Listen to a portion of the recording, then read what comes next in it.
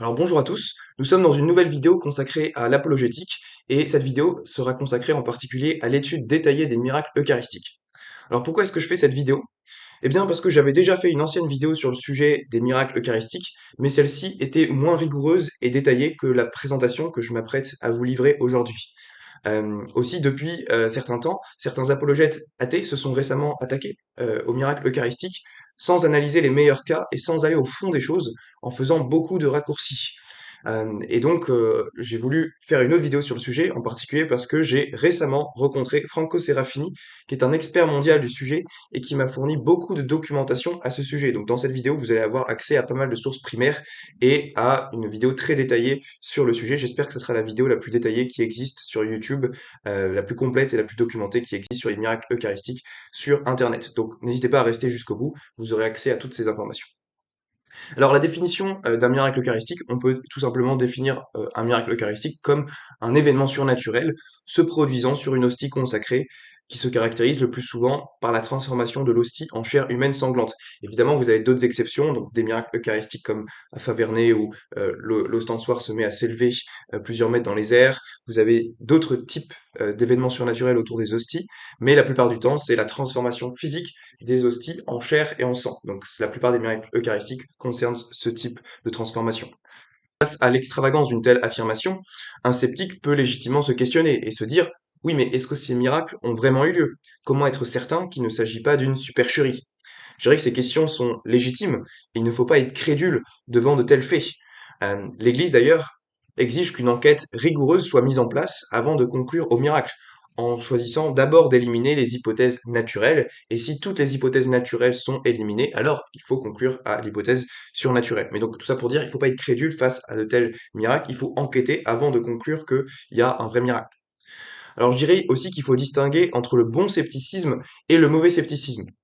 Le bon scepticisme, c'est tout simplement ne pas croire tout sur parole et exiger qu'il y ait des preuves sérieuses pour attester la vérité d'un miracle eucharistique. Au contraire, le mauvais scepticisme, ça serait de dire que, bon, bah, de toute façon, les miracles sont impossibles a priori, quoi qu'on me dise, quoi qu'on m'apporte comme preuve, je n'y croirai pas. J'ai décidé a priori que ça ne serait pas possible, et donc, quoi qu'on apporte comme preuve, je ne changerai jamais d'avis parce que j'ai décidé a priori que les miracles étaient impossibles. Donc ça, c'est ce que j'appelle le mauvais scepticisme. En réalité, le bon enquêteur doit s'efforcer de commencer son enquête sans aucun a priori.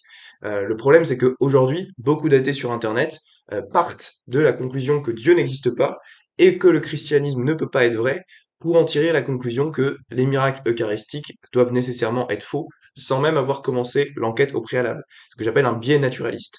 Donc évidemment, il y a aussi ce biais chez certains croyants, hein, c'est pas que d'un côté. Il y a aussi ce biais chez les croyants qui ont tendance à voir des miracles partout, puisqu'ils sont déjà convaincus de la vérité du christianisme. Donc en réalité, moi, l'approche que je défends, elle est entre les deux. Donc je pense que on peut réaliser une vraie enquête objective, et donc l'approche rationnelle dans cette enquête objective se doit d'être neutre a priori avant le début de l'enquête. On ne doit pas présupposer que le miracle est vrai, certes, mais on ne doit pas présupposer non plus qu'il est impossible qu'il soit vrai. Seules les preuves comptent, et donc il faut examiner avec rigueur ces arguments et se laisser convaincre en toute objectivité par les meilleurs éléments du dossier que l'on peut apporter. Donc j'espère que les sceptiques de bonne volonté seront d'accord avec moi sur ce point, et donc sur ce, nous pouvons commencer l'enquête. Alors, avant de commencer cette enquête, juste un petit mot, si les miracles eucharistiques étaient faux, je rappelle une évidence, hein, ça ne changerait strictement rien à la foi chrétienne. Parce que la raison centrale pour laquelle les catholiques croient à la présence réelle de Jésus dans l'hostie, c'est parce que Jésus l'a enseigné lui-même. Donc là, je vous invite à lire le discours sur le pain de vie qui se trouve dans Jean chapitre 6, versets 48 à 58, où vous verrez que Jésus dit «Je suis le pain vivant descendu du ciel. Si quelqu'un mange ma chair et boit mon sang, il a la vie en lui. Ma chair est vraiment nourriture, mon sang est une vraie boisson.» Et donc, Jésus a enseigné sa présence réelle dans l'hostie. Donc c'est pour ça que nous, catholiques, croyons que Jésus est présent dans l'Eucharistie, c'est parce que Jésus l'a enseigné, et Jésus est quelqu'un de crédible dans ses enseignements. C'est pour ça que nous y croyons, c'est pas en raison des miracles. En revanche, si au moins certains miracles eucharistiques sont vrais, alors cela constitue un argument fort et même un argument frappant en faveur du catholicisme. Et donc c'est pour ça qu'il y a un vrai intérêt, un réel intérêt à étudier ces phénomènes d'un point de vue rationnel et scientifique. Et c'est ce que je m'apprête à faire dans cette présentation. Alors, déjà un petit préambule, on a 136 cas de miracles eucharistiques qui ont été répertoriés à travers l'histoire. Ces miracles eucharistiques ont été répertoriés, notamment par une personne que peut-être certains d'entre vous connaissent, qui s'appelle Carlo Acutis. Lui, pendant sa vie, il a répertorié l'ensemble des miracles eucharistiques, des récits de miracles eucharistiques qui ont eu lieu à travers l'histoire. Il en compte 136, donc lui est mort en 2006, mais depuis 2006, il y en a eu d'autres, donc c'est plus que 136. Et donc ça montre que le phénomène des miracles eucharistiques, c'est pas juste un truc récent qui date du XXIe siècle, ça a eu lieu à travers toute l'histoire de l'Église. Alors évidemment, on ne pourra pas analyser ces 136 cas, ça prendrait beaucoup trop de temps, mais on peut analyser les cas récents, donc notamment 5 cas de miracles eucharistiques qui ont été analysés par la science. Et pour cela, je m'appuie sur le livre de l'excellent cardiologue Franco Serafini, qui a écrit le livre le plus rigoureux et le plus détaillé sur cette question des miracles eucharistiques. Vous pouvez le retrouver sur Internet, mais je l'ai aussi interviewé sur cette chaîne, donc n'hésitez pas à aller voir cette interview.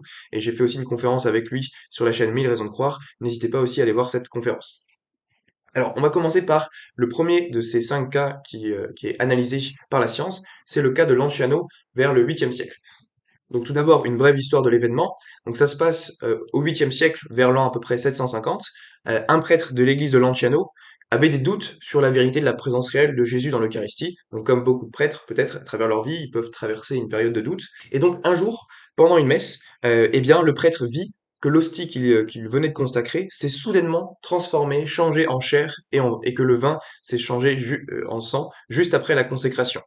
Donc c'était un phénomène assez incroyable. Il a vu ça sous ses yeux, il a montré ça à l'assemblée, et une joie profonde a rempli l'église, et les gens s'en allèrent prêcher la bonne nouvelle en glorifiant Dieu pour ce magnifique signe qu'il venait de réaliser dans l'église. Ce miracle est toujours visible aujourd'hui, puisque les restes de l'hostie ont été conservés et sont exposés dans un ostensoir de l'église Saint-François à Lanciano. Vous pouvez voir sur la droite. Voilà la relique de ce miracle aujourd'hui, qui est préservée depuis des siècles et des siècles dans cet ostensoir. Et donc, en 1970, on voulait savoir s'il s'agissait d'un véritable miracle ou non, parce que c'était un vieux récit, et donc on voulait que la science puisse confirmer si oui ou non il s'agissait d'un véritable miracle. Et donc, pour en avoir le cœur net, le Vatican autorisa un examen médical précis sur l'hostie au début des années 70, afin de vérifier son authenticité. Et donc, on a fait appel au docteur Odoardo Linoli, qui est professeur d'anatomie, d'histologie et de chimie et de microscopie clinique, et il est aussi chef de service à l'hôpital d'Arezzo. Donc, ce docteur a commencé ses travaux sur l'hostie le 18 novembre 1970. Il a prélevé sous les yeux de l'évêque et des franciscains des morceaux de l'hostie consacrée pour après les emmener en laboratoire et les étudier sur plusieurs mois. Et donc le compte-rendu qu'il a donné a été présenté le 4 mars 1971, et ce compte-rendu fut assez frappant parce qu'il put démontrer les éléments suivants. Premièrement, la chair miraculeuse est vraiment de la chair, constituée de tissus musculaires striés du myocarde. Deuxièmement, le sang miraculeux est du sang véritable. Là, on peut le montrer grâce à l'analyse chromatographique qui le démontre avec une certitude absolue et indiscutable. Troisièmement, l'étude immunologique démontre que la chair et le sang sont bien de nature humaine, et la preuve immunohématologique permet d'affirmer avec toute objectivité et certitude que l'un et l'autre, à la fois la chair et le sang, appartiennent au même groupe sanguin AB. Quatrièmement, les protéines contenues dans le sang sont normalement réparties dans un pourcentage identique à celui du schéma sérum protéique du sang frais normal. Et cinquièmement, aucune section histologique n'a révélé de traces d'infiltration de substances conservatrices utilisées autrefois dans un but de momification. Autrement dit, le tissu n'a pas été momifié par une quelconque substance conservatrice qui permettrait de le préserver. Alors tout ça, hein, je vous le dis, mais vous pouvez le retrouver hein, sur des études scientifiques, enfin sur l'étude scientifique de l'INOLI, qui a été publiée dans un journal scientifique et que vous pouvez retrouver aujourd'hui sur PubMed. Donc PubMed, pour ceux qui ne savent pas, c'est le recensement international des articles scientifiques en matière de médecine. Et donc c'est là où vous avez les experts mondiaux en matière médicale qui se partagent leurs études et leurs articles. Vous tapez l'INOLI sur PubMed et vous trouverez ce fameux article scientifique qui publie les résultats. Donc vous voyez, vous avez la source primaire ici qui est écrit en italien, publié par Linoli, et le compte-rendu que je vous ai lu tout à l'heure, eh bien, se trouve ici. Donc vous voyez bien les photos qui ont été prises par Linoli, donc c'est évidemment avec la qualité de l'époque, hein, on est en 1970, mais vous avez ici le résumé des recherches histologiques réalisées par Linoli, avec le sang AB, le sérum frêle, la répartition des protéines dans le sang, la présence du myocarde, etc. Et donc ce qui est le plus impressionnant dans ce miracle, c'est sa conservation. Le fait que l'hostie a été gardée dans un vase pendant des centaines d'années ne suffit pas à expliquer sa conservation, et ce vase n'empêchait pas ni les arrivées d'air, ni l'entrée des parasites ou des bactéries. Donc normalement, on aurait dû s'attendre à trouver un vieux morceau de pain périmé, voire complètement décomposé, mais il n'en est rien. On retrouve quand même un morceau de myocarde avec du sang AB, et donc ce n'est pas juste un vieux morceau de pain périmé. Vous avez même des tests qui ont pu être réalisés par l'INOLI, qui ont pu tester dans le sang de Lanciano le pourcentage d'albumine, de globuline alpha-1, de globuline alpha-2, globuline bêta, globuline gamma, et vous avez la comparaison avec les valeurs qu'on retrouve dans le sang normal. Et donc vous voyez que ça correspond plutôt assez bien pour chacun des cas, sauf un seul, où il y a un excès de globuline alpha, mais c'est un excès qui est assez léger. Et vous avez ici 10 échantillons de sang différents avec leur pourcentage en calcium, en magnésium, etc. Donc tout ça, c'est publié dans les revues, dans la revue scientifique de l'INOLI. Et vous avez ici quelques extraits de sa publication, les photos qu'il a prises, l'électroencéphalogramme, l'article en bas à droite qui a été publié suite aux études de l'INOLI. Et donc tout ça, c'est bien répertorié dans un journal scientifique très rigoureux. Donc vous voyez ici quelques photos de la chair qui présentent la structure fibrillaire avec des faisceaux de grandeurs diverses. Voilà, donc c'est des vieilles photos évidemment, mais ça a quand même été analysé au microscope par Odoardo Linoli. Linoli n'était pas le seul parce que ces études ont été confirmées par un autre spécialiste en février 1971. Ce que nous dit Linoli, je dois ajouter que cette opinion, donc l'opinion en question c'est son étude scientifique, est partagée par le professeur Ruggero Bertelli, professeur émérite d'anatomie humaine normale à l'université de Sienne et illustre maître que j'ai rencontré à plusieurs reprises pour confirmer que les aspects histologiques détectés dans le tissu, même s'ils ont été considérablement transformés par les dommages causés par le temps, sont absolument objectifs et sûrs.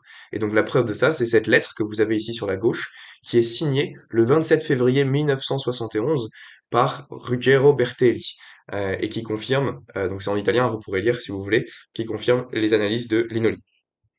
Alors, il y a eu aussi une deuxième analyse en 1981, parce que les franciscains ont demandé une nouvelle analyse soit réalisée sur des morceaux qui n'ont pas été encore utilisés en 1970, donc des nouveaux morceaux de l'échantillon. Cette fameuse analyse, réalisée 10 ans plus tard, ont pu confirmer une fois de plus, grâce aux découvertes microscopiques, qu'on avait bien ici affaire à un cœur humain complet. Linoli a pu notamment constater la structure myocardique des fibrocellules. Il a remarqué aussi que l'endocarde, donc l'endocarde, pour ceux qui savent pas, c'est la membrane interne du cœur, était visible et qu'il y avait des vaisseaux sanguins artériels et veineux présents dans l'échantillon. Donc ça, c'est hyper fort. C'est-à-dire que on est sur un miracle qui a eu lieu au Moyen Âge et au XXe siècle, on arrive à voir que ce morceau d'hostie préservé dans cet ostensoir, et bien, au microscope, on observe des vaisseaux sanguins artériels et veineux. Donc ça, c'est juste inexplicable en principe par les lois de la physique seules. Et d'ailleurs, selon le professeur Linoli, la chair a été soumise à la rigidité cadavérique, ce qui signifie que la chair était vivante au moment où le miracle a eu lieu. Donc ça, c'est une découverte aussi très impressionnante qui est détaillée dans l'article scientifique de Linoli que vous pourrez lire en ligne. Donc vous voyez ici les photos, la présence du myocarde, de l'endocarde, des tissus adipeux, des vaisseaux sanguins veineux et artériels et des fibres nerveuses. Et Linoli ajoute que le ventricule, enfin le morceau de myocarde provenait probablement du ventricule gauche. Donc c'est assez précis et on verra que ça rejoint d'autres cas de miracles eucharistiques qui ont été analysés postérieurement. Donc en conclusion, qu'est-ce qu'on peut dire pour Lanciano? Eh bien que c'est un cas très solide scientifiquement. L'approche de Linoli était rigoureuse. Il incluait chaque fois que cela était possible des échantillons de contrôle, c'est-à-dire du sang humain ou animal, ou des feuilles de papier absorbant non traitées, afin de mettre en évidence la qualité de la procédure et la validité du résultat. Linoli était un scientifique honnête qui n'a pas caché les difficultés rencontrées. Donc, par exemple, dans son article, il mentionne la négativité de certains tests pour l'hématine et l'hémochrogène. Donc, il ne cachait en rien les difficultés. Il mettait tout dans son journal scientifique écrit. Donc il ne cachait pas du tout les difficultés. Et ces analyses rigoureuses ont été publiées dans un journal scientifique de renom que vous pouvez aujourd'hui retrouver sur PubMed, comme je l'ai déjà dit. Et c'est pas juste lui tout seul qui a confirmé ça, c'est aussi l'autre professeur très compétent en la matière, Ruggero Bertelli, en 1971, puis Linoli lui-même qui revient sur ce même échantillon 10 ans plus tard, en 1981. Donc plusieurs analyses différentes et indépendantes. Voilà, alors qu'est-ce qu'on peut objecter à ça? Donc certains athées objectent que le premier document qui atteste de Lanciano date du XVIe siècle, et ils disent, bah regardez, c'est beaucoup trop tard, c'est censé dater du 8e siècle, mais notre premier document date du XVIe siècle. Je réponds que, ok, c'est vrai, mais cela a un peu d'importance, parce que même s'il existe en effet un trou au niveau historique, on sait quand même où se trouve l'hostie depuis au moins 450 ans. Donc même en admettant que le miracle ait eu lieu plus tard, et non pas au Moyen Âge, comme en l'an 750, même si le miracle avait eu lieu en l'an 1500, cela ferait tout de même 450 ans de préservation, et donc ça serait quand même en principe surnaturel. Donc on s'en fout que le premier document date de plus tard après les faits, ça ne change en rien l'analyse de Linoli. Euh, et deuxième objection, c'est ceux qui disent bah Linoli était un scientifique catholique, donc il était forcément biaisé. Je répondrai à ça que c'est vrai, mais cela n'implique pas qu'il était incapable de faire son travail. Le fait qu'il soit catholique, ça n'implique pas qu'il est incapable de faire son boulot d'immunologiste. Et donc toute son analyse rigoureuse a été publiée dans un journal scientifique avec le détail de ses méthodes et ses procédés. Donc sa foi, le fait qu'il croit en Jésus, ça n'influe en rien la rigueur scientifique et les méthodes qu'il a utilisées, qui sont accessibles à tous dans son journal scientifique. Voilà. Et alors la troisième objection, c'est ceux qui disent, ben, il y a eu un faux rapport de l'OMS qui a été inventé pour confirmer le miracle de Lanciano a posteriori. Je répondrai que, bah oui, c'est vrai, et ça, nous le savons grâce à Franco Serafini lui-même, qui a eu l'honnêteté intellectuelle d'aller sur place à Lanciano et de mettre en évidence la fausseté de ce rapport. Mais cela ne change strictement rien aux études rigoureuses réalisées par Linoli et Bertelli. C'est pas parce qu'il y a un clown ou qu'il y a un guignol qui s'amuse à faire un faux rapport d'une dizaine d'années après le miracle que ça change quoi que ce soit aux études scientifiques rigoureuses qui, elles, ont déjà été réalisées avant. Ça n'implique en rien que ces études scientifiques sont fausses. On va passer maintenant à un deuxième miracle bien analysé par la science, qui est le cas de Buenos Aires, qui a eu lieu entre 1992 et 1996. Alors pourquoi entre 92 et 96? Parce que il y a eu environ 5 miracles dans cette petite église à Buenos Aires entre ces dates-là. Donc vous en avez eu en 1992, en 1994 et enfin en 1996. Et donc je vais dire un petit mot sur le miracle de 92. Il y a une seule étude scientifique qui a été publiée sur ce miracle, c'est l'étude de la docteure Sazot. Donc pendant la messe, l'hostie se met à saigner. Et puis la docteure Sazot, qui a pu examiner l'hostie à l'aide de moyens scientifiques modernes, a pu confirmer qu'il s'agissait bien du sang et a pu même donner la formule leucocytaire, comme vous pouvez le voir à l'écran. Dans cette formule leucocytaire, on retrouve le pourcentage de monocytes, de lymphocytes, de basophiles, d'éosinophiles, etc. Et donc vous avez tous ces pourcentages à l'écran.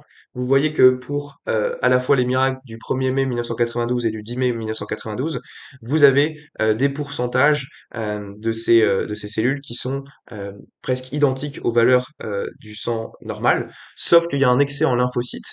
Un excès en lymphocytes, vous avez 48 et 47% au lieu de 20 à 40% dans le sang normal. Et ça, c'est quand on a un cas de traumatisme. Franco Serafini explique bien que l'excès de lymphocytes, c'est lié à des patients qui ont subi un stress intense et potentiellement un traumatisme. Et donc, si vous voulez approfondir ce point, n'hésitez pas à aller voir la conférence qu'il a donnée avec moi sur cette chaîne par rapport aux lymphocytes. Il expliquera beaucoup mieux que moi la partie scientifique.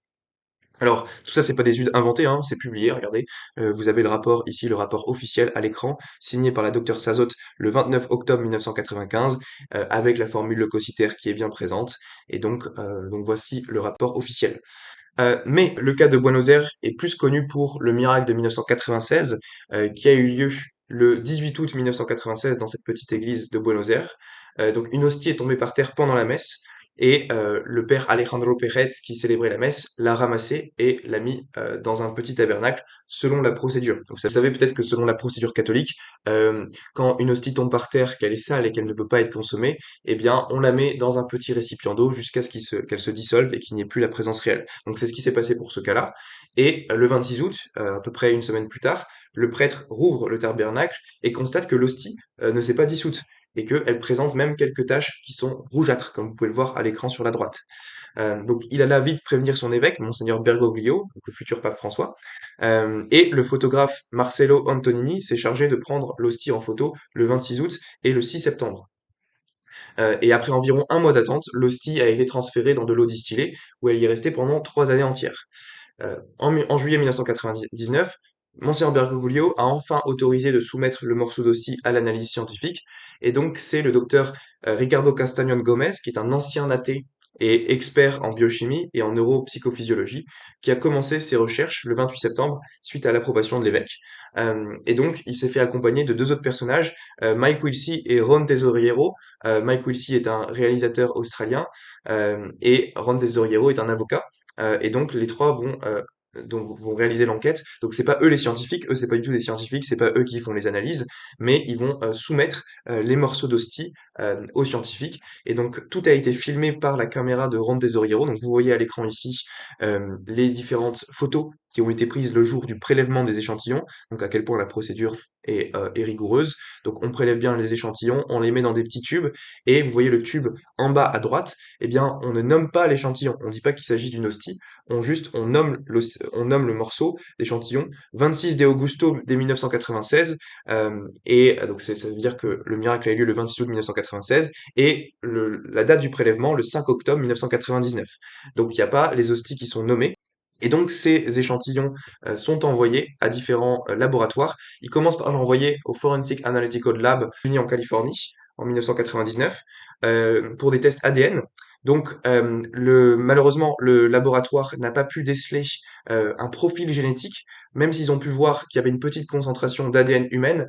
Eh bien le morceau ne répondait pas aux tests PCR et ils n'ont pas pu donner d'analyse du code génétique en question à cause de la mauvaise qualité du matériel, parce que on le rappelle, hein, ce morceau d'hostie avait passé 3 ans dans de l'eau distillée, et donc il était de assez mauvaise qualité. Mais donc voilà, pas de résultat pour ce qui concerne l'ADN. Et donc l'équipe a voulu enquêter et aller plus loin pour voir s'il n'y aurait pas d'autres choses sur cet échantillon, pour savoir vraiment ce que c'est, s'il n'y a pas de sang et d'ADN, pour voir s'il pourrait s'agir d'autres choses. Donc ils ont sollicité plusieurs scientifiques, notamment le docteur Laurence. Le docteur Laurence qui a été interviewé dans son bureau le 7 décembre 2000 et qui confirme que l'échantillon en question contient des globules blancs actifs et vivants au moment où ils ont été prélevés. Donc, vous pouvez retrouver la vidéo où il dit ça, allez sur la chaîne Reason to Believe où il le dit qu'il voit des globules blancs vivants sur l'échantillon. Vous voyez à l'écran là en bas à droite, il peut observer ces globules blancs. Donc ça c'est normalement impossible. C'est impossible hein, parce que les hosties étaient restées pendant plus de 3 ans dans de l'eau distillée. L'eau distillée c'est une eau qui est sans sel ni minéraux et qui empêche normalement la vie de se développer. Donc normalement il ne pourrait pas y avoir de globules blancs présents. Et pourtant, le docteur Laurence peut en observer. Et donc, vous voyez ici les captures d'écran de ces analyses au microscope dans son bureau en Californie. Et donc, suite à la présence de ces globules blancs, ça suscite l'intérêt de poursuivre l'enquête. Et donc, voulant peaufiner leur enquête au maximum, l'équipe du docteur Gomez continueront à montrer les échantillons à plusieurs autres scientifiques dans les mois et les années suivantes. Donc, ils les montrent en particulier en Australie avec le docteur Peter Ellis de l'Université de Sydney, le docteur Thomas Loy, le docteur John Walker, qui est également présent à Sydney. Et ils ont aussi sollicité l'avis du professeur Linoli, qui a étudié l'hostie de Lanciano, et qui a également été sollicité. Donc là, il était un peu vieux, vous voyez sur l'écran, mais selon lui, selon les photos qu'il peut regarder, ça ressemble à du tissu myocardique, donc à un morceau de cœur. Mais bon, c'est pas encore des résultats définitifs, et donc pour clore l'enquête définitivement, l'équipe choisit de faire appel à quelqu'un qui pourrait clore l'enquête de manière définitive, et ils ont pensé du coup à faire appel au professeur Frédéric Zougibé, qui est un médecin légiste en chef et cardiologue de la Columbia University à New York. Donc c'est un expert en son domaine, hein, il a plus de 30 ans d'expérience, il est l'auteur de nombreuses publications scientifiques renommées, et il a 10 000 autopsies à son actif, donc c'est énorme, c'est quelqu'un qui est vraiment un spécialiste du cœur, de la pathologie cardiaque. Et donc il lui envoie par email cette photo là, en haut à droite, avec l'échantillon, en lui disant: «Bonjour, nous aimerions prendre rendez-vous avec vous pour que vous puissiez nous dire de quoi il s'agit. Pouvons-nous prendre rendez-vous?» Et donc le docteur Zougibé voit cette photo, il accepte de prendre rendez-vous pour voir au microscope de quoi il s'agit. Et donc, la rencontre a lieu le 20 avril 2004. Et l'avantage, c'est que cette réunion a été filmée par Tesoriero qui tient la caméra et Wilsey qui réalise l'interview. Donc, vous pouvez retrouver cette rencontre filmée dans le documentaire présent sur la chaîne Reason to Believe. Vous allez vers 8 minutes et vous avez la réaction de Frédéric Zoguibé qui analyse en direct l'hostie sur son microscope. Et donc, en regardant l'hostie au microscope, il commente ce qu'il voit. Et donc voilà ce qu'il voit. Vous avez les slides microscopiques qu'il a pu observer ici. Et il nous dit, il affirme en direct: «Je suis un expert du cœur, c'est de la chair. Cette chair est du tissu musculaire cardiaque, le myocarde, provenant de la paroi du ventricule gauche, non loin d'une zone valvulaire.» Et il poursuit en disant: «Ce muscle cardiaque est enflammé, il a perdu ses stries, et est infiltré par les leucocytes. Les leucocytes, hein, c'est les globules blancs. Les leucocytes ne se trouvent pas normalement dans le cœur, mais s'échappent du sang et ils se dirigent vers le site d'un traumatisme ou d'une blessure. Le cœur de cette personne a été blessé et a subi un traumatisme. La circulation sanguine est compromise et une partie du myocarde est nécrosée. Cela ressemble à ce que je vois dans les accidents de la route lorsque le cœur est soumis à des manœuvres de réanimation prolongée, ou cela ressemble à ce que je trouve lorsque quelqu'un a été gravement battu à la poitrine. Donc ça, c'est très très fort, hein. C'est-à-dire que vous avez ici un myocarde souffrant à l'agonie avec la présence de globules blancs et il dit que ça ressemble à quelqu'un qui a été gravement battu et frappé à la poitrine. Donc évidemment, ce langage fait directement penser à la passion du Christ. Et Zugibé ne savait pas à ce moment-là que ça provenait d'une hostie. Ce n'est que après, dans un second temps, où on lui a dit, Monsieur Zugib, ça provient d'une hostie consacrée. Et du coup, Mike demande à Zugib, et les globules blancs, qu'indiquent-ils? Et Zugib répond que les globules blancs indiquent une blessure et une inflammation. Il y en a beaucoup, ils sont tous intacts.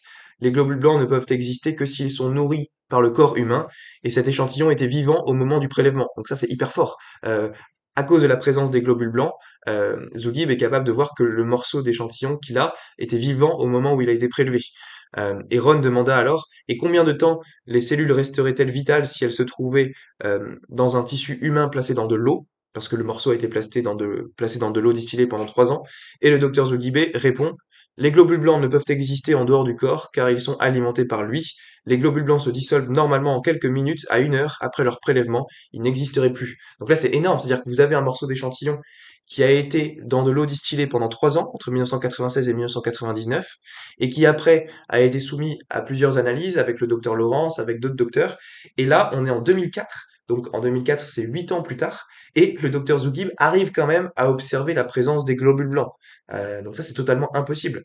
Les globules blancs ne peuvent pas survivre en dehors d'un organisme vivant plus de quelques minutes, quelques heures peut-être.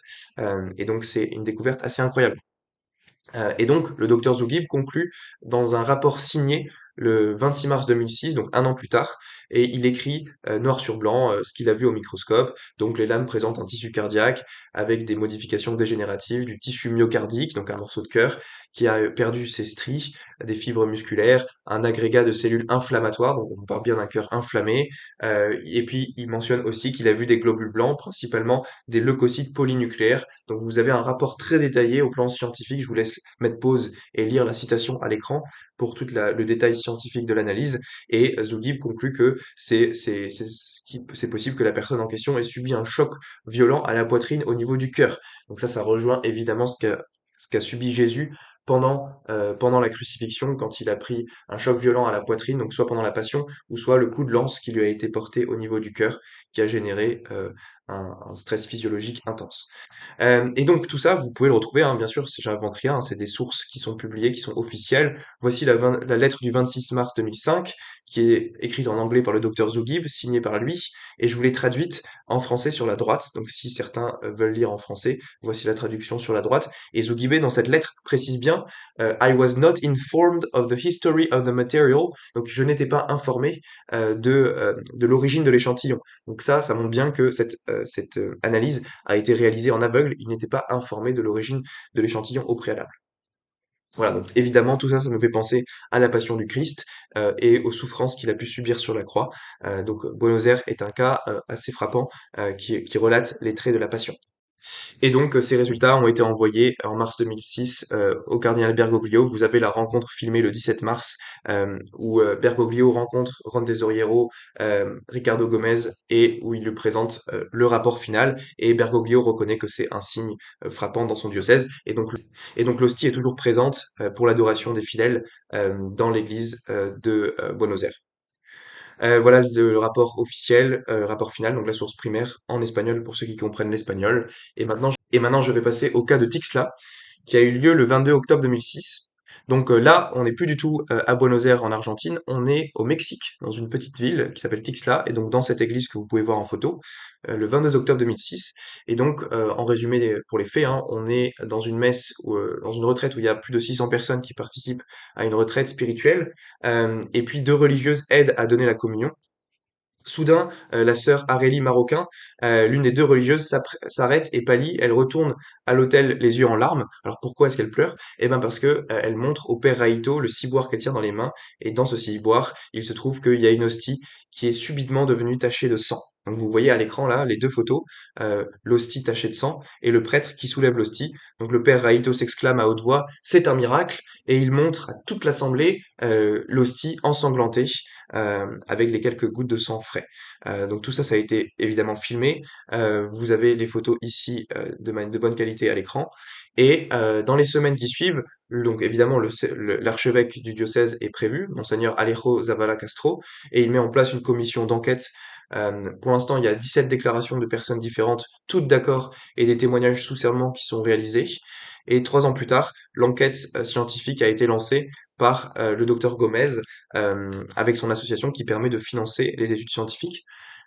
Et donc le docteur Gomez, qui a côtoyé l'évêque, décrit l'évêque comme quelqu'un de très équilibré, pas du tout naïf, mais néanmoins sceptique. Donc il fait preuve ce que j'appelle le bon scepticisme, c'est-à-dire ne pas tout croire sur parole et attendre que les études scientifiques soient bien menées avant de conclure et de hurler au miracle. Donc même s'il est ouvert à l'explication surnaturelle, il n'est pas pressé de faire reconnaître le miracle dans son diocèse. Son désir est avant tout d'établir la vérité des faits, en disant bah si c'est pas un miracle, il faut être prêt à le dire, et si ça l'est, bah alors disons-le et faisons les enquêtes scientifiques rigoureuses. Et donc, le 27 octobre 2009, le docteur Castagnon prélève 3 fragments d'hostie. Son association s'adresse ensuite à différents laboratoires qui sont spécialisés en médecine légale, en immunochimie et en génétique. Donc, il s'adresse notamment à un laboratoire au Mexique, au Guatemala et en Bolivie aux États-Unis pour réaliser ces études. Et donc, à chaque fois, la même découverte est vérifiée plusieurs fois de manière indépendante par ces laboratoires différents, et même avec des méthodes différentes et complémentaires, et par des chercheurs et des scientifiques différents qui travaillent à l'aveugle. Donc comme à Buenos Aires, là, ils ne sont pas prévenus de l'origine des échantillons, et on leur précise pas qu'il s'agit de parcelles d'hostie. Alors, la présentation finale des résultats date du 25 mai 2013. Là, j'ai mis 5 mai, mais c'est le 25 mai 2013. Vous pouvez retrouver cette présentation filmée sur YouTube, Conferencia Milagro Eucaristio Tixla. Vous allez sur cette chaîne et vous pourrez voir, si vous parlez espagnol, la conférence qui présente les résultats officiels. Donc là, je vais vous faire un résumé de la conférence, des analyses qui ont pu être montrées. Premièrement, vous avez du sang humain qui a été retrouvé sur l'hostie, donc c'était bien du sang. Le laboratoire GeneX en Bolivie a pu le confirmer. Il a pu notamment confirmer la présence d'hémoglobine, une protéine qui est présente dans les globules rouges. Ils ont pu aussi confirmer que le sang humain en question était de groupe sanguin AB, comme celui qui était présent sur l'hostie de Lanciano. Tiens, tiens. Deux laboratoires distincts, le Corporativo Médico-Légal au Mexique et le laboratoire GeneX en Bolivie, ont démontré, par des études d'immunohistofluorescence différentes, la présence des antigènes A et B dans les tissus examinés. Et donc d'ailleurs, le laboratoire GeneX a pu établir que le rhésus était négatif. Donc rhésus négatif, comme je vous le montre ici sur cette photo, vous pouvez le voir, ABRH négatif. Donc voilà le rapport officiel de GeneX pour ce qui est du rhésus et du groupe sanguin AB. Et le troisième élément frappant, c'est que l'échantillon analysé correspond à un muscle cardiaque qui aurait beaucoup souffert ou qui aurait subi un traumatisme. Donc on retrouve exactement les mêmes éléments qu'à Buenos Aires. Le docteur Marco Blanquet Ania, qui est cardiologue du Nuevo Hospital Bocan Grande en Colombie, affirme que la personne à qui appartient ce cœur aurait dû subir soit un infarctus, soit un stress physiologique intense. Donc ça rejoint à peu près ce que disait Zougib. Et donc le fameux docteur Blanquiette Ania nous dit qu'ils ont pu constater la présence de cellules inflammatoires telles que les neutrophiles, les ionésophiles et une cellule vacuolée à caractéristiques macrophages, ainsi que des structures fibrillaires nucléées sujettes à autolyse. Et il nous dit que c'est un scénario suggestif pour un tissu cardiaque infarcté ou soumis à un stress physiologique intense, et sur lequel une réponse inflammatoire typique est en cours. Donc vous voyez, vous avez un langage très technique qui permet de décrire ce qui se passe dans les slides qu'il observe au microscope. Voici des slides pour l'hostie de Tixla sur la gauche. Et voici le rapport officiel qui a été publié sur PubMed. Et donc, vous voyez le début du rapport. Le rapport fait 4 pages, donc je vous le mets ici à l'écran. Pour ceux qui veulent la source primaire, le voici, il est accessible. Et alors, l'élément le plus frappant, c'est que ils ont 2 études distinctes, ont pu prouver par des méthodes différentes que le sang humain provient de l'intérieur même de l'hostie. Donc, il y a eu une étude en 2009 et en 2010 pour le montrer. L'étude de 2009 a été réalisée par le docteur Sanchez et en 2010, vous avez l'ingénieur Fernando Rodriguez Pérez, qui est un expert en imagerie, qui vient à Tixla avec un microscope numérique à haute puissance qui émet de la lumière blanche et ultraviolette et qui démontre, grâce au balayage infrarouge, que du sang frais est encore présent dans la portion tachée de l'hostie sous la couche superficielle du sang visiblement coagulé. Et cela démontre du coup que le sang n'a pas été ajouté par un fraudeur mal intentionné parce qu'il jaillit de l'intérieur même de l'hostie. Euh, enfin, ils ont pu détecter, comme à Buenos Aires, la présence de globules blancs vivants 3 ans plus tard, comme c'est ce qui s'était passé à Buenos Aires. Donc là, encore une fois, c'est assez impressionnant.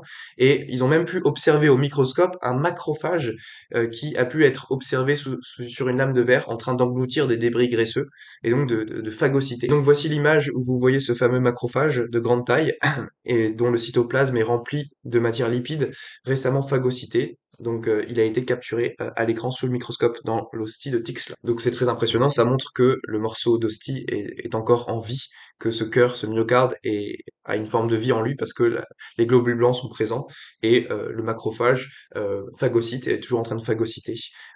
Donc, ça montre l'activité encore de ce morceau d'hostie. Donc, en conclusion, qu'est-ce qu'on peut dire pour Tixla? Eh bien, que ça ressemble fortement à ce qu'on a pu voir à Buenos Aires et que ces études sont tout aussi impressionnantes. Elles ont été réalisées par des laboratoires scientifiques indépendants, qui plus est en aveugle, et donc il s'agit d'un miracle additionnel extrêmement bien attesté qui confirme une fois de plus la présence réelle de Jésus dans l'Eucharistie. On va passer à présent au miracle de Sokolka, le 12 octobre 2008. Donc Sokolka, c'est une petite ville en Pologne, euh, et donc vous voyez l'église dans laquelle ça s'est passé, euh, à Sokolka. Donc ça se passe le 12 octobre 2008, dans l'église Saint-Antoine de Padoue.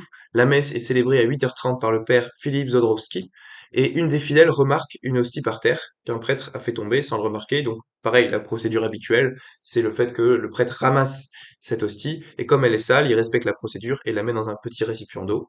Et le même jour, l'hostie est déplacée dans le coffre-fort de la sacristie. Et donc, une semaine après, le 19 octobre, vers 8 heures du matin, la sacristine sœur Julia Dubowska ouvre le coffre-fort et constate que l'hostie est partiellement recouverte d'un caillot rouge qui ressemble à une trace de sang. Et donc la sœur Julia appelle immédiatement le prêtre qui est responsable de l'église et l'évêque est rapidement prévenu et demande que l'hostie soit mise en sécurité. Le 30 octobre 2008, ce qui reste de l'hostie est donc déposé sur un corporal, donc c'est le petit linge blanc que vous pouvez voir ici. Et le 7 janvier 2009, sur demande de l'évêque, l'hostie est retirée du linge pour être examinée par les scientifiques. Donc vous voyez ici, vous avez le linge blanc avec le morceau d'hostie en procession. Et donc pour l'analyse scientifique, c'est 2 chercheurs de haute volée à qui on fait appel. Et ces 2 chercheurs très réputés viennent de l'université de Białystok, grande université polonaise très réputée. Donc le premier chercheur, c'est Stanisław Sulowski, qui est un brillant professeur du département de pathomorphologie générale. Il est expert en immunohistochimie des tissus néoplastiques et il a publié pas moins de 286 publications scientifiques reconnues internationalement sur PubMed. PubMed, comme j'ai dit, c'est la fameuse bibliothèque en ligne pour les chercheurs et les médecins. Donc c'est quelqu'un de très réputé qui est reconnu à l'international. Et la deuxième scientifique à qui on fait appel, c'est la docteure Maria Sobaniel-Lotowska, qui travaille dans le département voisin de pathomorphologie médicale. Elle a principalement travaillé sur les pathologies et la gastro-entérologie pédiatrique, et elle a publié pas moins de 115 publications scientifiques sur PubMed. Donc elle aussi, c'est une expert mondiale dans son domaine. Les deux sont au plus haut de leur carrière scientifique, et donc on fait appel à eux pour savoir de quoi il s'agit. Alors, les deux, au cours des semaines suivantes, travaillent séparément et le matériel est étudié sous le microscope optique et le microscope électronique à transmission. Et donc voici en résumé ce que les deux obtiennent séparément. Premièrement, c'est du tissu myocardique, ou du moins de tous les tissus d'un organisme vivant, le myocarde est celui qui lui ressemble le plus. En effet, ils ont pu observer des fibres et des noyaux centrés au microscope électronique et ils ont pu reconnaître des ébauches de disques intercalaires ainsi que des faisceaux de microfibrilles délicates. Et deuxièmement, ils observent tous les deux des signes de souffrance tels que la segmentation et la fragmentation qui sont présents dans les fibres. Donc là, ils tombent d'accord sur les mêmes résultats, alors que le docteur Sulowski faisait ça à l'aveugle.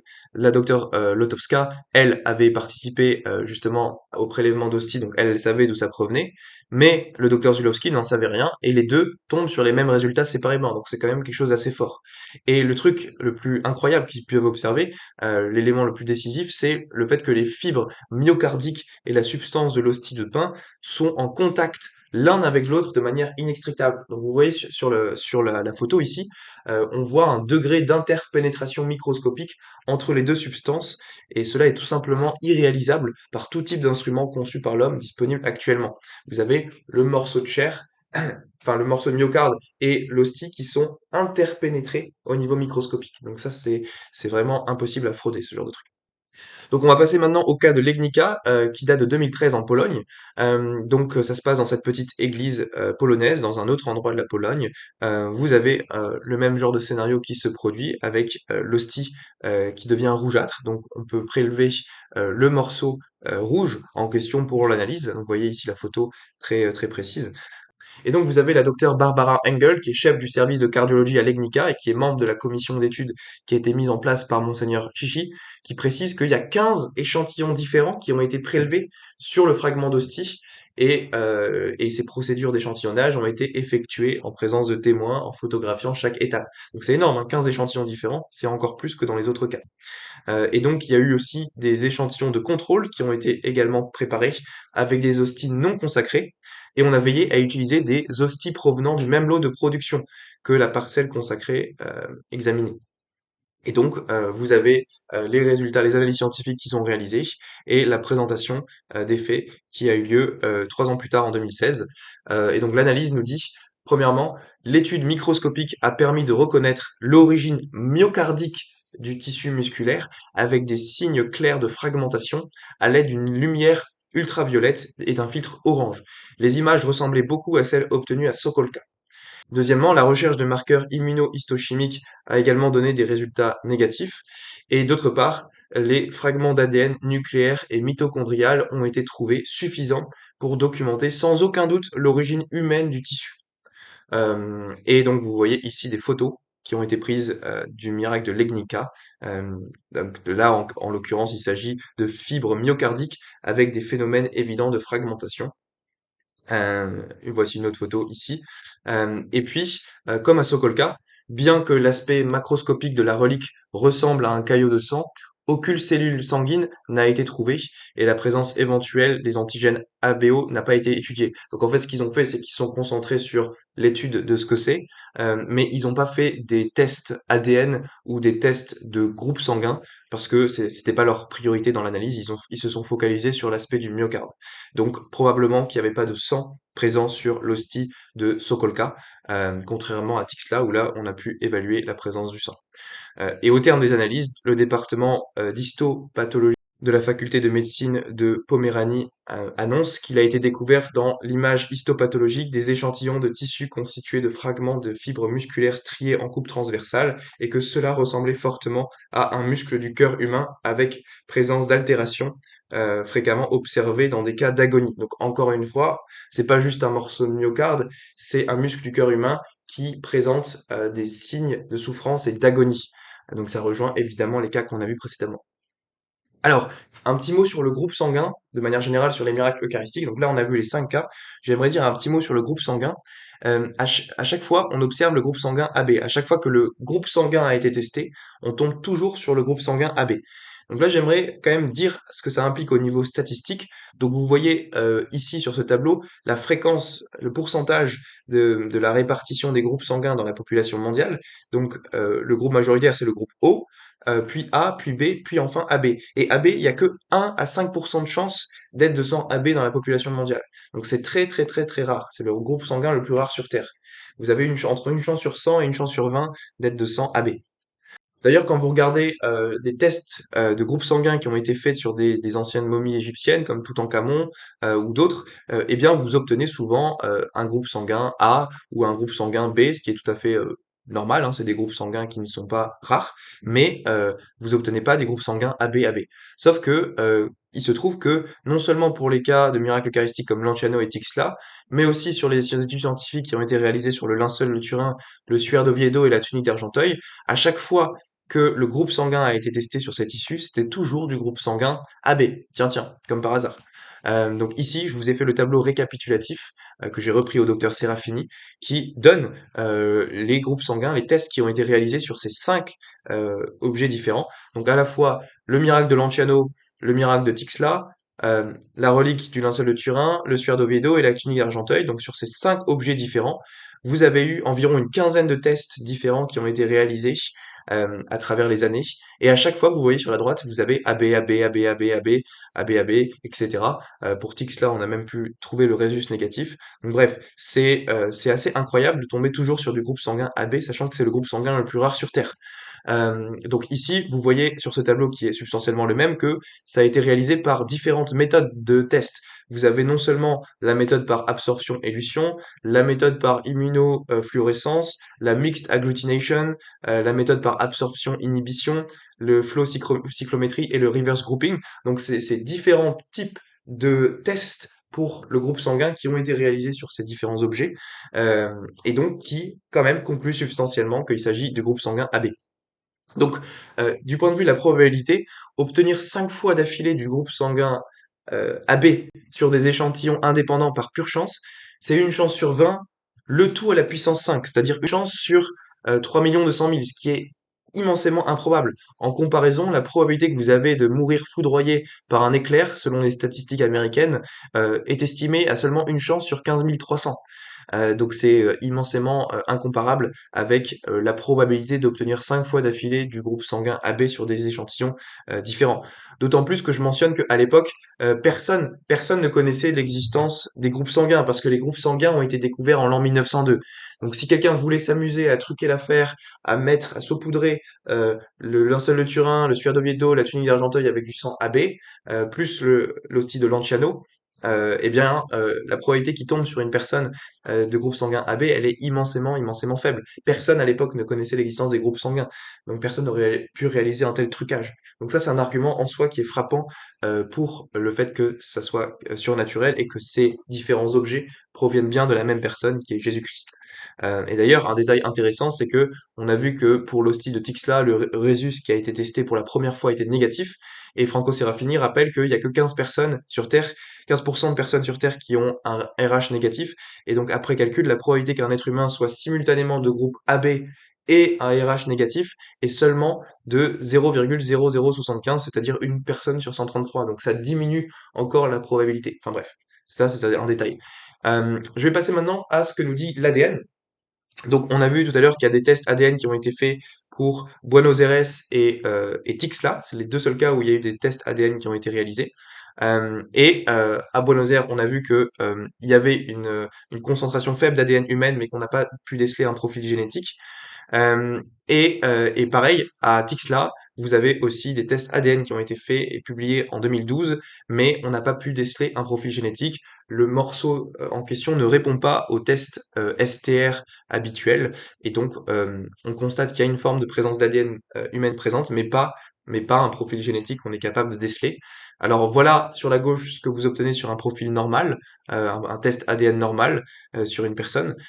Et sur la droite, voilà le résultat obtenu pour Tixla. Donc vous voyez, c'est un truc complètement illisible. C'est comme si, dans une perspective chrétienne, Dieu voulait rester caché et ne pas révéler trop, ne pas nous éblouir trop en révélant aussi l'ADN du Christ. Parce que si Dieu révélait l'ADN du Christ, ça poserait quand même certains problèmes. Peut-être que certains s'amuseraient à vouloir cloner le Christ ou des choses comme ça. Et donc peut-être que du point de vue théologique, on peut expliquer ça parce que Dieu préfère rester discret et ne pas révéler aux hommes l'ADN du Christ. Et donc, c'est pour ça que ces tests deviennent tout simplement illisibles sur la droite. Alors que normalement, si c'était un profil normal, on aurait dû obtenir un test comme sur la gauche. Donc si on fait le bilan sur l'ensemble de ces miracles eucharistiques, qu'est-ce qu'on peut dire après réflexion, après toutes ces données d'analyse? Que dans les cas de Lanciano, Buenos Aires, Sokolka, Tixla, Legnica, à chaque fois, l'hostie s'est changée en un morceau de myocarde.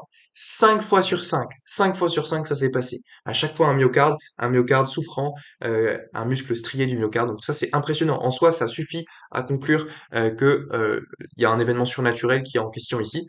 Et de plus, à s'ajouter, on peut ajouter à ça que à chaque fois que le groupe sanguin a été recherché, il s'agissait du groupe sanguin AB le plus rare sur Terre. Et on a vu les improbabilités statistiques que cela impliquait. Et donc on a vu pour l'ADN par contre que l'ADN reste indéchiffrable et qu'il ne répond pas aux tests STR habituels pour déceler le code génétique. Peut-être que Dieu veut tout simplement rester caché et ne pas révéler l'ADN du Christ. Donc quelles sont les objections des sceptiques au miracle eucharistique maintenant? Donc certains sceptiques présupposent souvent la vérité du matérialisme et donc l'impossibilité des miracles en dépit d'une multitude d'éléments qui semblent aller dans le sens inverse.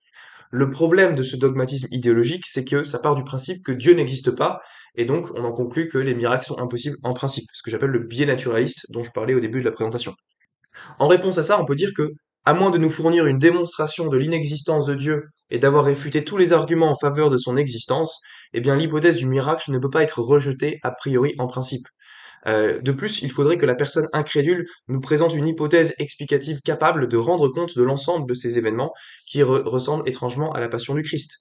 Donc que faire concrètement si on rejette un miracle eucharistique? Eh bien, il y a deux possibilités. Soit vous soutenez la thèse de la mauvaise identification, à savoir que les scientifiques se seraient trompés, soit vous soutenez l'hypothèse de la fraude, c'est-à-dire que des gens ont voulu nous tromper. Bon, on va commencer par voir l'hypothèse de la mauvaise identification.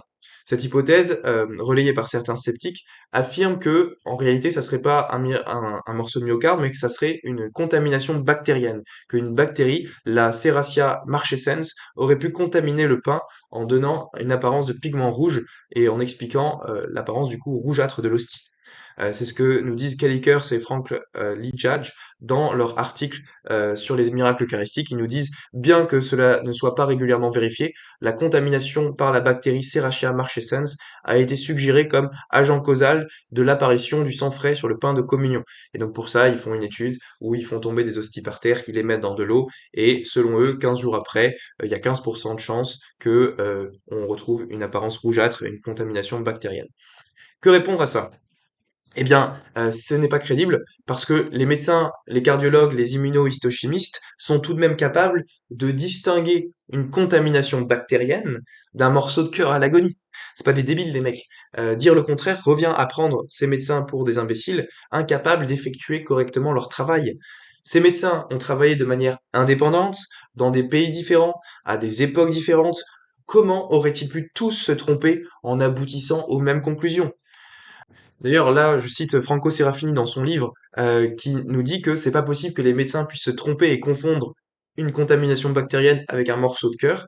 Il nous dit, il est bon que les lecteurs sachent une fois pour toutes qu'une population d'entérobactéries en forme de bâtonnet n'a rien à voir avec un tissu musculaire strié du myocarde.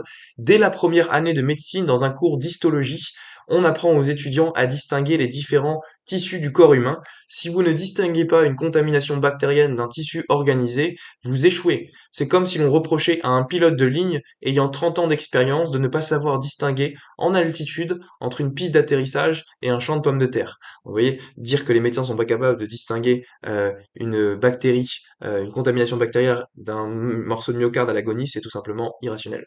Donc il est clair que l'hypothèse de la mauvaise identification dans ces 5 cas indépendants n'est pas défendable. Alors, il reste du coup l'hypothèse de la fraude généralisée. Donc ça, je dirais, c'est pas crédible, parce qu'il faudrait soutenir que les échantillons que l'on aurait soumis à ces scientifiques et laboratoires auraient été remplacés par des fragments de myocarde, avec parfois du sang AB, par une équipe de fraudeurs machiavéliques, sans qu'aucun d'eux ne finisse par céder et admettre l'entourloupe, dans ces 5 cas différents. Moi je dirais, il n'est pas crédible de penser qu'une fraude de chrétiens machiavéliques aurait pu être orchestrée pour ces 5 miracles eucharistiques indépendants, ayant eu lieu dans des pays différents, à des époques différentes, et analysés par des médecins différents. Ça n'est pas crédible. On peut les prendre un par un pour vérifier, pour voir que c'est pas possible de frauder. Pour l'Antiano, on peut dire que c'est impossible de frauder, parce que même si quelqu'un voulait réaliser une fraude, elle n'aurait été tout simplement impossible et irréalisable matériellement au Moyen Âge, parce que le docteur Linoli rapporte bien que l'hypothèse de la fraude était impossible à l'époque. Il nous dit, à supposer que l'on ait prélevé le cœur d'un cadavre, j'affirme que seule une main experte en dissection anatomique aurait pu obtenir une tranche uniforme d'un viscère creux et tangentiel à la surface de ce viscère, comme le démontre le cours longitudinal de façon prédominante, les faisceaux de fibres musculaires visibles en plusieurs points dans les préparations histologiques. De plus, si le sang avait été prélevé sur un cadavre, il serait rapidement altéré par déliquescence et putréfaction. Donc, le docteur Lignoli explique bien qu'une fraude, en principe, est irréalisable pour le cas de Lanciano. Un fraudeur n'aurait pas pu faire ce genre de choses.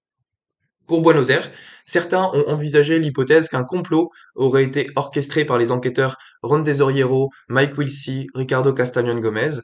Donc d'après cette théorie, les trois enquêteurs étaient sous l'influence de la fausse mystique Catalina Rivas et ils auraient apporté au docteur Zugib un faux échantillon à analyser. Parce que vous voyez bien que sous la caméra filmée, dans la réunion filmée, Zugib, sous le microscope, dit c'est un morceau de myocarde et il décrit tout ce qui se passe avec les globules blancs. Et donc la seule manière de soutenir l'hypothèse de la fraude, c'est que du coup, ces gens-là leur auraient amené un faux morceau de myocarde qu'ils auraient glissé sous la lame de microscope de Zugib.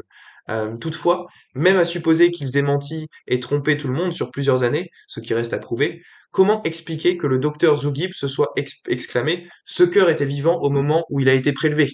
Et comment expliquer la présence des globules blancs qui ne peuvent survivre en dehors d'un organisme au-delà de quelques minutes ou quelques heures?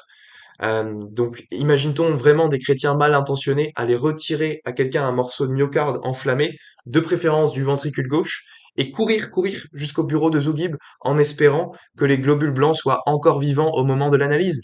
Non, c'est pas crédible. Qui peut honnêtement croire cela?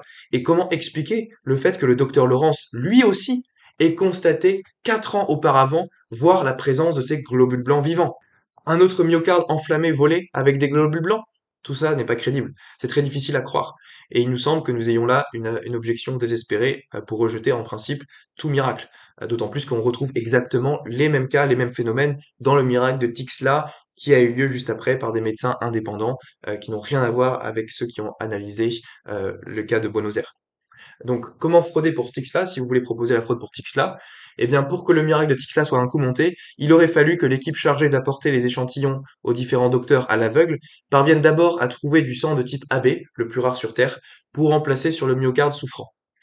Et même à supposer que ces escrocs aient réussi à trouver un morceau de cœur humain souffrant avec des globules blancs et du sang de type AB très rare, ce qui est déjà inimaginable, cela n'expliquerait toujours pas pourquoi les analyses ont révélé que le sang provenait de l'intérieur de l'hostie. En effet, il est physiquement impossible pour un faussaire de faire en sorte que le sang provienne de l'intérieur d'un morceau de pain qui fait à peine 1 mm d'épaisseur. Si vous avez un morceau de pain qui fait 1 mm d'épaisseur, vous pouvez à la limite mettre du sang à l'extérieur, mais vous ne pouvez pas le faire provenir de l'intérieur. C'est tout simplement irréalisable avec des mains humaines. Et aussi, on peut dire que les tests ADN prouvent que Tixla ne peut pas être une fraude, parce que si c'était une fraude et qu'on avait pris à quelqu'un un morceau de myocarde souffrant avec du sang de type AB, tout ça, et qu'on avait fait les tests ADN là-dessus, eh ben on aurait obtenu un profil génétique normal, on aurait obtenu une affiche comme ce qu'il y a sur la gauche ici, en décelant justement à qui appartenait le myocarde, la personne à qui on l'aurait volé. On n'aurait jamais obtenu un profil comme sur la droite, où ça devient illisible. Donc encore une fois, les tests ADN négatifs, pour le coup, sont en réalité un argument positif en faveur du miracle, parce qu'ils montrent que l'hypothèse de la fraude n'est pas possible.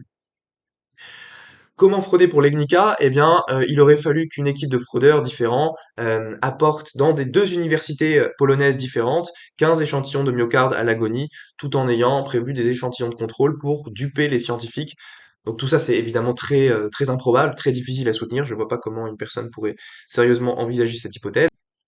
Et enfin, il aurait été aussi impossible de frauder pour le miracle eucharistique de Sokolka, puisque le morceau de myocarde souffrant observé était intrinsèquement attaché à la substance de l'hostie au niveau microscopique, comme vous pouvez le voir sur l'écran. Vous voyez, le morceau de pain et le morceau d'hostie sont intrinsèquement attachés au niveau microscopique. Et donc, comme on l'a déjà expliqué, le degré d'interpénétration microscopique entre les deux substances, de l'hostie et du myocarde, est tout simplement irréalisable par tout type d'instrument de main d'homme. Et donc, la science elle-même est capable d'exclure toute fraude, même si quelqu'un voulait en réaliser une, il ne pourrait pas y arriver. Donc le bilan de tout ça, c'est que qui peut honnêtement croire qu'une machination, qu'une fraude a eu lieu dans ces 5 cas différents, analysés, indépendants, dans des pays différents, à des époques différentes, par des médecins différents? Cela n'a aucun sens.